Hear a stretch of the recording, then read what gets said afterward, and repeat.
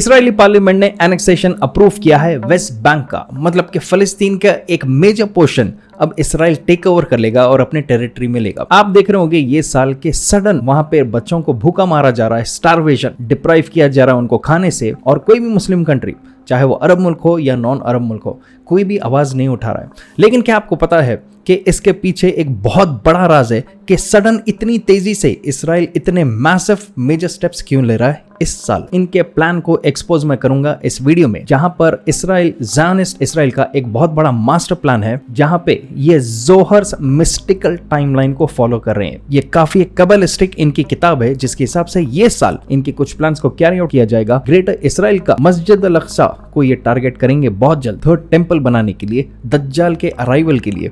और क्या डॉक्टर इसरार अहमद ने ऑलरेडी प्रेडिक्ट किया था इस चीज को लेकर? देखो एंड तक वीडियो, कैसा इल्यूमिनाटी, फ्रीमेसन्स, ज़ायनिस्ट ये सब तैयारी कर रहे हैं। मेरा नाम है Mohammad and welcome to my channel the dark truth. सबसे पहले जोहर, ये चीज क्या है? जोहर कंटेन करता है तोरा जो किताब है, उसके कुछ मिस्टिकल चीजों के बारे में इसमें इनपुट्स दिए गए हैं। ये सब इस किताब में है, जिसके अंदर द एंड टाइम्स के बारे में डिस्कस किया गया और the formation and the rise of Israel. Zohar किताब बताया जाता है ये 1300 सी में लिखा गया था, जहां पर एंड टाइम्स के बारे में प्रोफेसीज कुछ दिए गए। और ये ज्यूइश मिस्टिसिज्म की किताब के हिसाब से हम फाइनल फेज में रह रहे हैं ऑफ द डिवाइन टाइमलाइन इनके हिसाब से, मतलब कि द एंड टाइम बहुत करीब है। जहां पर हिब्रू कैलेंडर के हिसाब से 5770 का जो हिब्रू कैलेंडर है, जिसको आज इंग्लिश ईयर में अगर आप कैलकुलेट करेंगे वो है 2009, और इस किताब के हिसाब से 2009 से लेकर 2025 के पीरियड को अ पीरियड ऑफ एक्सेलरेशन दिया गया। मतलब कि यहाँ पर जो ज़ायनिस्ट अपना काम कर रहे हैं अब तेजी से ये दौर में करने वाले हैं। और इस किताब के हिसाब से 2009 से 2025 का जो पीरियड है उसमें बताया गया कि ये मेसानिक एज का प्रिपरेशन करने वाले हैं और the rebuilding of the third temple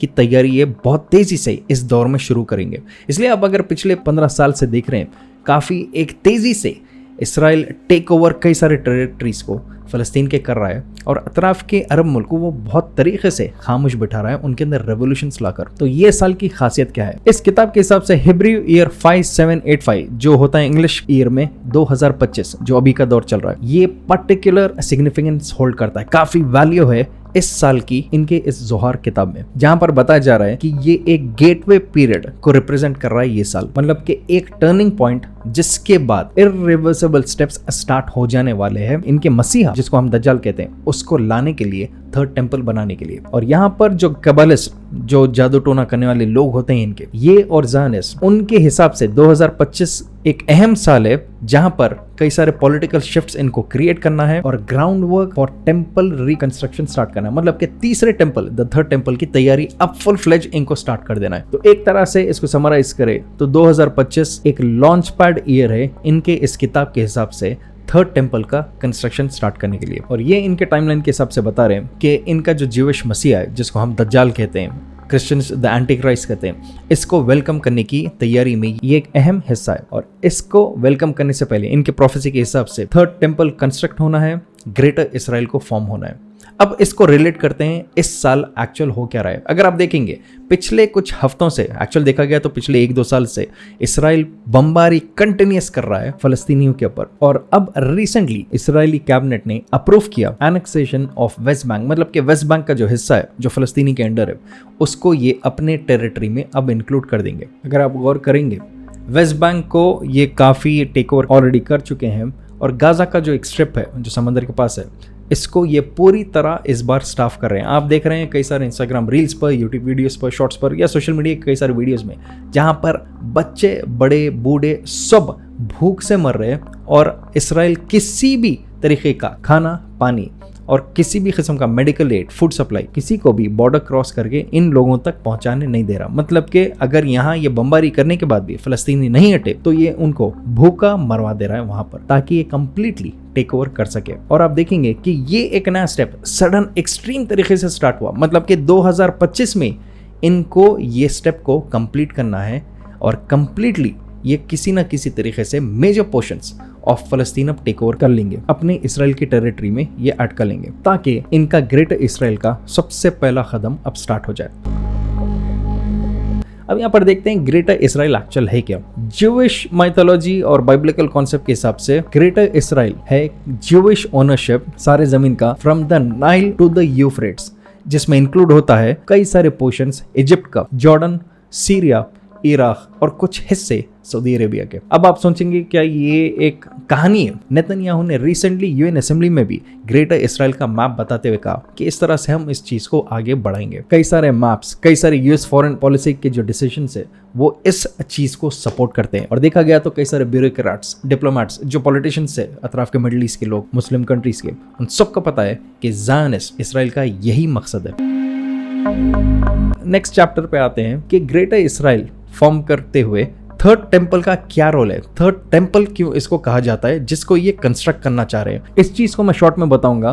third temple से पहले दो और टेंपल्स थे। टेंपल मतलब a place of worship, first temple और सेकंड टेंपल। बताया जाता है कि पहला जो टेंपल है इसको बिल्ड किया प्रॉफिट सुलेमान अलैहिस्सलाम ने जेरूसलम में, और इसको कुछ वक्त के बाद बेबीलोनियंस ने जब एरिया टेक ओवर किया उन्होंने इस फर्स्ट टेंपल को डिस्ट्रॉय कर दिया था। फिर उसके बाद सेकंड टेंपल को रीबिल्ड किया गया था हेरोड की तरफ से, लेकिन उसको भी बाद में रोमन्स ने तोड़ दिया था। और यहाँ पर अब ज्यूज बिलीव करते हैं कि वापस थर्ड टेंपल को रिकंस्ट्रक्ट उसी जगह पर करना चाहिए। अगर आप एक वॉल देखेंगे जहां पर कई सारे ज्यूज जाकर रोते रहते हैं, वो दीवार पर ठहर के अपना सर लगाते हैं, वो कहते हैं कि ये उस सेकंड टेंपल का एक दीवार था जो बच गया था, तो वो गम मनाकर वहां पर रोते रहते हैं और कहते हैं कि अब यहीं पर थर्ड टेंपल भी ये कंस्ट्रक्ट करेंगे। और ये सिचुएटेड है टेंपल माउंट पर, वही जगह जहां पर आज अल अक्सा और डोम ऑफ द रॉक, इस्लाम के थर्ड होली साइट जो होता है वो वहीं पर है। अब ये इंपॉर्टेंट क्यों है? ज्यूइश माइथोलॉजी के हिसाब से, ज्यूइश प्रोफेसी के हिसाब से यहूदी ये कहते हैं कि इनका मसीहा वो या तो टेंपल के कंस्ट्रक्शन पे या टेंपल के कंस्ट्रक्शन होने के बाद वो अपीयर होने वाला है, जिसको हम कहते हैं दज्जाल। अब यहाँ पर प्रॉब्लम यही आ रहा है कि यहाँ पर मस्जिद अल अक्सा है और थर्ड टेंपल ज्यूस को बिल्ड करने के लिए उनको मस्जिद अल अक्सा को किसी भी तरह से गिराना है। सबको पता है कि अगर ये अटैक करेंगे ज़ायनिस्ट जो इसराइलीज है अल अक्सा के ऊपर और उसको गिरा देंगे तो वर्ल्ड वॉर 3 का स्टार्ट होने का काफ़ी हाई चांस है, क्योंकि मुस्लिम्स इस चीज़ पर खामोश नहीं बैठेंगे। कई सारे आप देख सकते हैं क्लैशेस हो रहे हैं उस साइड पर, टेक ओवर किया गया है इसराइली की तरफ से, वहाँ पर नमाज में बमबारी की जा रही है, मानव तोड़ी की जा रही है। कई सारे ज्यूइश ग्रुप्स जो है वो ओपनली कह रहे हैं कि इस मस्जिद को, अतराफ की जो एरिया है, जितने भी चीज़ें उन सबको उड़ा दिया जाए। और कई सारे लोग ये भी कह रहे हैं कि अर्थक्वेक्स वहाँ पर क्रिएट की जाए, पता नहीं अंडरग्राउंड बॉम्बिंग करके या किस तरह से, कुछ भी करके उस जगह को वीकेंड किया जाए। अगर आपने कुछ फोटोज देखा होगा रिसेंटली, अतराफ उसके कुछ डिगिंग चल रही है, बहुत डीप डिगिंग चल रही है। और कई सारे कॉन्स्पिरेसी थियरिस्ट ने कहा कि जो अतराफ की फुटिंग होती है मस्जिद अक्सा के नीचे जो ग्राउंड है, एरिया है, उसको वीकेंड ये इस तरह से कर रहे हैं ताकि वो हल्के से भी मूवमेंट में जमीन में ये ढेर हो जाए। अगर आप इनके सोच रहे हैं क्या ये बस बातें हैं या कहानियां हैं, ऑलरेडी ज्यूज इस चीज की तैयारी भी कर रहे हैं। इन्होंने 300 कोहानिम ज्यूइश प्रीस्ट्स को ट्रेनिंग दी है, तैयारी की है थर्ड टेंपल में रखने के लिए। जो भी टेंपल के अंदर इंस्ट्रूमेंट्स होते हैं, जो चीजें होते हैं, वो उन चीजों को रिकंस्ट्रक्ट करके ये वहां पर ऑलरेडी रेडी रखें। और साथ ही साथ रेड हाइफर जो ये एनिमल है, इसको वहां पर जुबा करना है ताकि प्यूरिफिकेशन हो उस जमीन का जिसके ऊपर ये टेंपल कंस्ट्रक्ट किया जाए। और वो रेड हाइफर उसको ये ऑलरेडी वहां पर लाकर रख चुके हैं। इसके ऊपर भी मैंने कुछ साल पहले वीडियो बनाया था, सबसे पहला वीडियो देखा गया तो, जिसमें मैंने ये डिटेल दिया था। अगर आप सोच रहे हैं क्या थर्ड टेंपल सिर्फ एक बिल्डिंग है, देखा गया तो नहीं। ज्यूइश प्रोफेसी के हिसाब से ये सीट रहेगा, ये एक वेलकमिंग टेंपल रहेगा इनके अवेटेड मसा दज्जाल का। और जोहार टाइमलाइन जो दिया गया स्टार्टिंग में मैंने वीडियो के, प्रॉपर वो ईयर के हिसाब से ये उन चीज़ों को फॉलो कर रहे हैं। अब इस पर डॉक्टर इसरार अहमद ने ऑलरेडी पहले क्या कहा था, कई साल पहले उन्होंने कहा था कि इसराइल राइज होगा, सुपर पावर बनेगा, डोमिनेटिंग पावर बनेगा। देखा गया तो वो ऑलरेडी डोमिनेटिंग पावर कई साल से था, अमेरिका को सामने रखकर वो अपने गेम खेलता था। लेकिन यहाँ पर अल्टीमेट कंट्रोल एक वक्त आएगा। और उन्होंने कहा था कि थर्ड टेंपल कंस्ट्रक्शन होगा। अब वो डिटेल में मैं ज़्यादा नहीं जाना चाह रहा हूँ कि किस तरह से होगा, क्या होगा, लेकिन उन्होंने कहा था कि मस्जिद अल अक्सा को हार्म होगा और थर्ड टेंपल को एक कंस्ट्रक्ट करेंगे। और इन्होंने कहा ग्रेटर इसराइल किसी भी हाल फॉर्म होने वाला है।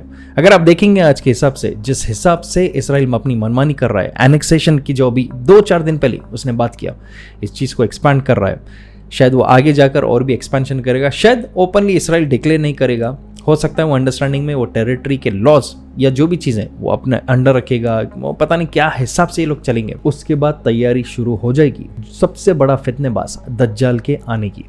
अब वो क्या है टाइमलाइन एग्जैक्ट, वो तो अल्लाह वालम, अल्लाह नोज द बेस्ट ये चीज़ के बारे में। लेकिन क्या डॉक्टर इसरार ने प्रेडिक्शंस किया इस चीज़ को?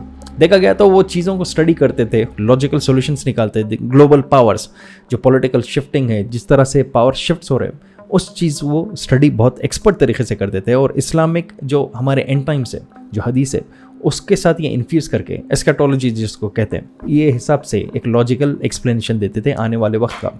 कई सारे लोगों ने इनके खिलाफ भी स्टेटमेंट्स दिया, कहा ये बहुत ही बहके हुए बातें करते थे, लेकिन आहिस्ता आहिस्ता देख सकते हैं आप कई सारी चीज़ें अब आंखों के सामने सेम हो रहे हैं। तो क्या ये कॉन्स्पिरेसी है या वाकई कोई रिलीजियस प्रोफेसी है जिसको ये ज़ायनिस्ट पूरी तरह फुलफिल करके रहेंगे? क्या आने वाले वक्त में वाकई ऐसे कुछ जंग होने वाले, वर्ल्ड वॉर 3 की क्या तैयारी होने वाली, इनको अगर आप थोड़ा अंडरस्टैंडिंग में रहेंगे तो शायद ये जो अब कैरी आउट हो रहा है ज़ायनिस्ट की तरफ से, जो जुल्म हो रहा है, जो 2025 को स्पेशली चुना गया है अपने ये काम को पूरी तरह स्पीड अप करने के लिए, ग्रेटर इसराइल के फॉर्मेशन का जो ख़त्म है, फाउंडेशन रखना है, उसकी जो तैयारी हो रही है, शायद ये लॉजिकली सब इसी तरह से कनेक्टेड है। तो आपकी क्या राय इस चीज़ के ऊपर? क्या कोइंसिडेंस है या बस एक नॉर्मल चीज़ है? क्या वाकई में अल-अक़सा जो कंपाउंड है, मस्जिद है, वहाँ पर डोम ऑफ द रॉक, क्या इन चीज़ों को वाकई में धक्का लगेगा? क्या थर्ड टेम्पल बनेगा? आपकी क्या राय? नीचे अपना ओपिनियन कमेंट कीजिए। और अगर आप नए मेरे चैनल पे, please make sure to subscribe to my channel the dark truth, और शेयर कीजिए इस वीडियो को जितना हो सके अपने हर सोशल मीडिया हैंडल पर। जब तक मैं मिलता हूँ बहुत जल्द, अपना ख्याल रखिए।